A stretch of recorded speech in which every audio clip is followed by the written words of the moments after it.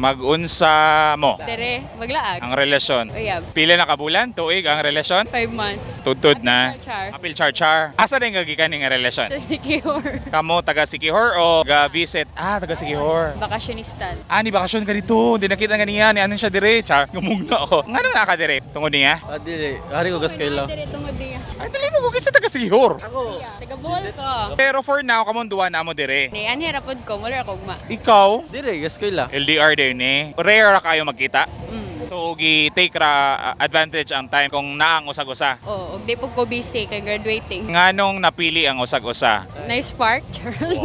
So, all na spark. Aside sa spark, kung sa'yo mo nakita niya. Na-fall rapod ko. Ikaw, anong siya? Naibok ra po ko niya. Hangtod sa asa ni nga relasyon. Antod sa katapusan.